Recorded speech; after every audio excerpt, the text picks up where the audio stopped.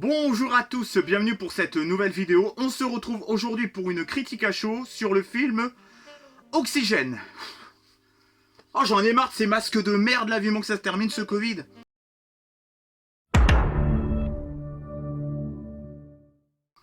Alors, c'est un film Netflix sorti le 12 mai 2021, réalisé par Alexandra Aja qui a fait en 2019, fin 2019, le film Crawl, qui était un film sur les crocodiles, avec l'une des actrices qui avait joué dans Le Labyrinthe, mais qui avait joué aussi dans Skins. Il a fait le film aussi Horn, Piranha 3D que j'ai trouvé excellent, même s'il y a plus de meufs à poil que de piranha dans ce film, le remake de La Colline à des yeux et Haute Tension.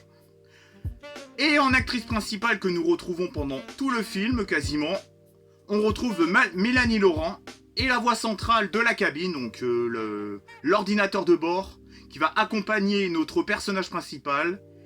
La voix a été faite par Mathieu Almaric, qui est un excellent acteur, au passage, que je vous recommande de découvrir, et de découvrir aussi le réalisateur Alexandre Aja. Alors, que vaut ce Oxygène de Netflix ? Malheureusement, il n'est pas sorti au cinéma. Alors, le synopsis, c'est l'histoire d'une meuf qui se retrouve dans une cabine de cryogénique. Elle se retrouve emprisonnée dans cette cabine sans pouvoir ouvrir cette cabine parce qu'il lui faut un mot de passe. Et à l'intérieur de cette cabine, nous retrouvons un ordinateur central qui va tout faire pour pas qu'elle s'échappe. Donc elle va de son côté essayer de ruser un petit peu pour pouvoir sortir de cette cabine avant que son propre oxygène disparaisse complètement, quoi. Donc en gros, c'est un survival, un thriller, un film d'anticipation, un drame dans un certain sens. Alors moi j'ai bien aimé cet ensemble de genres. Un film de genre vraiment que j'ai beaucoup aimé. Je trouve que déjà la tension de ce film est palpable du début à la fin. Bon, il y a des moments un petit peu plus calmes, même s'il y a toujours des rebondissements que j'ai beaucoup aimé dans ce film.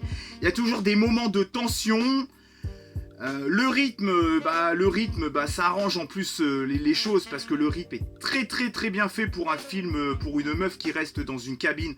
Je trouve que le rythme est soutenu du début à la fin. On est toujours stressé pour le personnage, que ça soit au niveau de son passé, au niveau de son oxygène, au niveau de sa souffrance.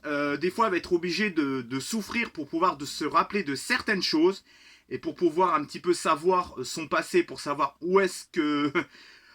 Elle va être obligée de se renseigner au niveau de son passé pour pouvoir avancer dans sa propre survie. Donc j'ai trouvé que c'était très intéressant. Le jeu de Mélanie Laurent est vraiment extraordinaire. Contrairement à ce que j'ai pu entendre sur internet, elle joue merveilleusement bien cette fille. Elle en fait pas trop. Elle en fait peut-être un petit peu trop, mais quand vous êtes enfermé pendant plusieurs heures de tournage dans une cabine comme ça, à mon avis, il y a des fois, vous êtes un petit peu en roue libre. Hein, parce que je pense quand même que dans le tournage, elle a dû quand même rester un bon bout de temps dans cette cabine. Donc, on va lui laisser un petit peu le bénéfice du doute sur certains petits passages qui auraient pu être un petit peu plus en roue libre, on va dire. Un petit peu un jeu d'actrice peut-être un peu moindre, quoi. Mais dans l'ensemble, sa prestation est vraiment excellente. J'ai adoré aussi l'alchimie entre le personnage principal, donc qui est incarné par Mélanie Laurent, et cette fameuse machine. J'ai trouvé l'alchimie entre les deux malsain, mais à la fois très bien fait. C'est très très bien pensé. Il y a un petit clin d'œil à 2001 l'Odyssée de l'espace. Ensuite, le scénario, je trouve que c'est un scénario simple, énigmatique et hyper efficace. On est clairement dans un huis clos pendant 1h40. Et je trouve aussi que les flashbacks ont leur intérêt dans ce film. On met pas genre des flashbacks parce qu'on sait pas quoi foutre du scénario. Les flashbacks ont leur place dans ce film et je trouve que c'est vraiment hyper bien fait. Le côté claustrophobe, c'est vrai que la cabine est assez grande. C'est vrai qu'on n'a pas ce côté très claustrophobe. On va dire que c'est le côté claustrophobe est modéré. Mais d'un autre côté, je suis assez content que ça soit pas non plus étouffant. On est déjà assez étouffé avec ce Covid et tout, avec ces masques et tout. C'est pour ça que je vous ai présenté un masque tout à l'heure pour déconner. Je trouve que c'est pas non plus oppressant et je trouve que ça pose vraiment pas de problème parce que ce n'est pas en définitive le but principal de cette histoire, le fait que ça soit confiné. Le but c'est que ce personnage survive, que ça soit oxygène ou pas oxygène, il faut qu'elle réussisse à survivre. Et je vais pas vous dévoiler les choses parce que c'est dur de parler de ce film sans vous spoiler. Donc moi je me suis vraiment éclaté. Sur ce film. Alexandre Aja m'a encore une fois de plus surpris, agréablement surpris. Il m'avait vachement surpris avec Crawl et avec Piranha 3D. Bon, Piranha 3D c'était plus, on va dire les dents de la mer mais version 2.0 quoi. C'est pas du tout comparable, mais là il y en a un c'est avec des piranhas et l'autre c'est avec un requin quoi. Mais on était clairement dans un truc très sympa, très gore. Le Crawl bah, c'était très dynamique aussi. Et là, dans ce huis clos, ils réussissent à faire un huis clos dynamique, bien rythmé, avec une superbe actrice, un très bon petit scénario.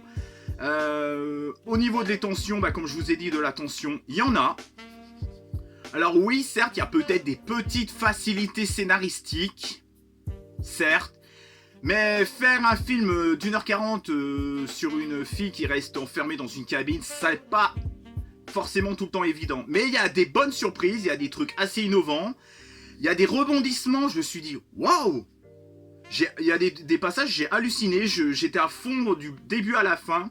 Il y a peut-être une petite révélation au milieu du film qui fait que pendant 10 minutes, ça casse un petit peu le rythme du film. C'est vraiment peut-être le seul gros reproche que je lui donne à ce film. Il y a une révélation, on va se dire, mais qu'est-ce qu'il va y avoir? Qu'est-ce qu'il va y avoir de plus? Et ben il va y avoir beaucoup de trucs en plus, quoi. C'est ça que ça fait la balance à repart, quoi. Ça... Moi, franchement, j'ai adoré parce qu'ils ont réussi à redonner du dynamisme au film. Malgré cette révélation, on va se dire, putain, mais attends, il reste la moitié du film quasiment. Qu'est-ce qui va se passer d'autre maintenant? Et là, bah non, en fait, il se passe tellement de choses. Il y a toujours la survie de cette femme qui est dans cette cabine. Et on est toujours surpris du début à la première seconde. En plus, Alexandre Aja a fait une réalisation juste remarquable.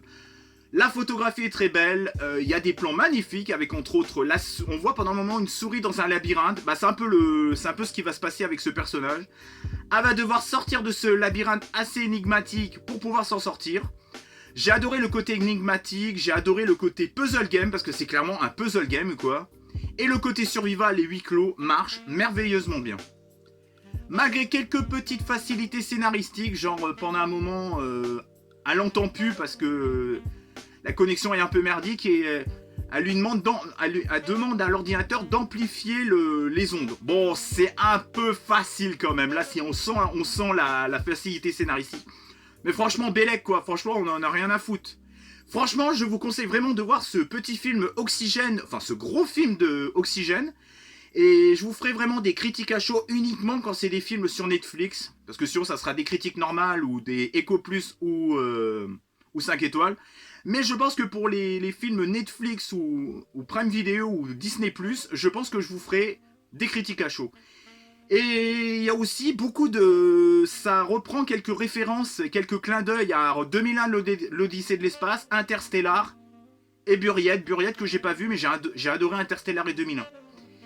Et je vais pas vous dire le genre, est-ce qu'il y a un sous-genre aussi, mais je vais pas vous dire à quoi c'est parce que ça vous spoilerait tout le film. Bah je vous recommande vivement de voir cet Oxygène parce que c'est vraiment une putain de bonne petite surprise. Un bon petit film, peut-être l'un des meilleurs films Netflix, parce que il n'a pas été fait par Netflix, mais il a été racheté par Netflix. Voilà, il a été racheté par Netflix pour les droits, quoi, pour être diffusé, quoi. Je vous souhaite une bonne journée, allez voir ce film, retrouvez-moi sur les réseaux sociaux, sur Twitter, Facebook, Instagram. Pensez à Twitter ou retweeter cette vidéo. Ciao, bye bye et respirez. Et vivement que les masques se terminent avec ce Covid de merde. Allez, ciao, on se retrouve prochainement pour une prochaine vidéo, une prochaine critique à chaud, je sais pas, je m'emballe. Allez, ciao, à plus et allez voir le film.